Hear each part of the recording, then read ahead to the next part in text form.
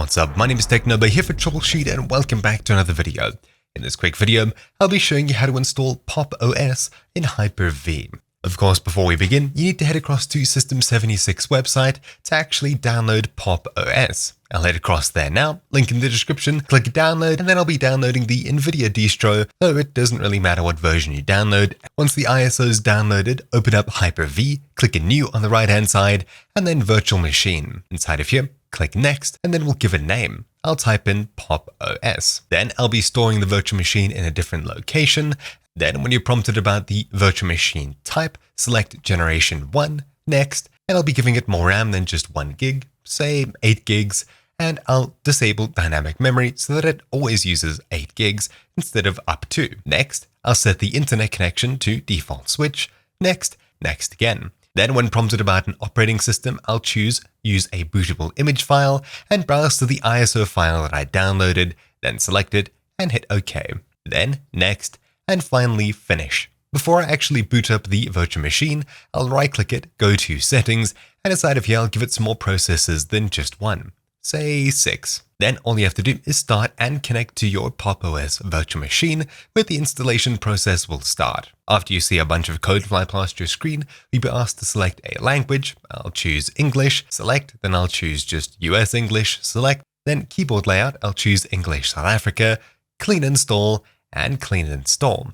Then I'll select a hard drive, erase and install, and it'll ask me for some user information, being my username, which I'll just set to Techno, then an account password, which I'll make nice and simple, as we'll be entering this quite a bit later on. You'll be asked about drive encryption. I'd recommend that you do leave this on, and you should use a stronger password here, especially if you're going to be using a physical hard drive instead of a virtual machine, though this isn't too important here. So you could either skip this by clicking Don't Encrypt, or use the same password and encrypt it, or set a stronger password and encrypt it that way.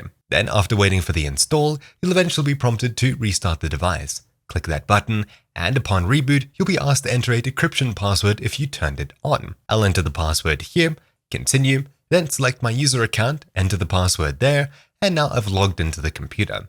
Though setup isn't finished quite just yet, I'll click Next, choose a keyboard layout once again, and for the GUI, I'll simply be using the normal dock extends to edges setting here.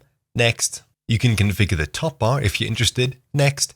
And we see a hint about the switcher for applications. Pressing the super key, your start key, or using an icon in the dock to display the launcher search field allows us to switch between applications quickly by searching for them, etc. On top of this, we have gestures for easier navigation if you have a touchpad installed, and we have the ability to turn location services on if we so wish. On the next tab, we'll be asked to select a time zone, for which I'll do here. Next, connect online accounts, which I'll skip for now, and I'll start using Pop! OS. There we have it. Now we're dropped onto the home page. At the very bottom, you'll see an application has notifications next to it, the Pop Shop, which is basically this operating system's app store, or at least one of them. I'll head across to the Install tab, and as you can see, there's a bunch of updates waiting. I'll click Update All, and the download will then begin. Upon finishing, everything should be up to date, but of course, if you'd like, you can open up the terminal and run things manually, such as sudo apt update and sudo apt upgrade. As you can see, nothing else needed to upgrade or update, and that's because it was automatically managed by PopShop. Then I'll run sudo apt install neofetch, and upon running neofetch, you can see everything's up to date and set up here. Awesome.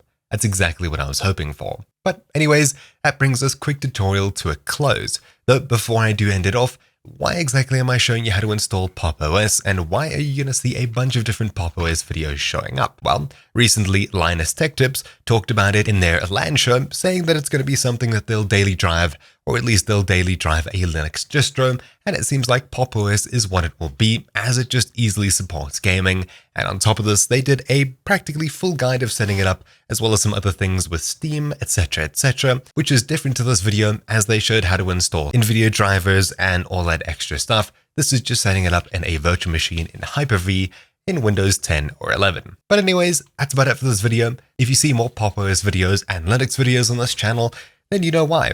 It's something that'll hopefully be coming in the future. Lots of exciting ventures are going on there, especially with the new Steam Deck around the corner, anti-cheat support, etc. Exciting things are happening. Thank you all for watching. My name's been Technoba here for Troubleshoot, and I'll see you all next time. Ciao.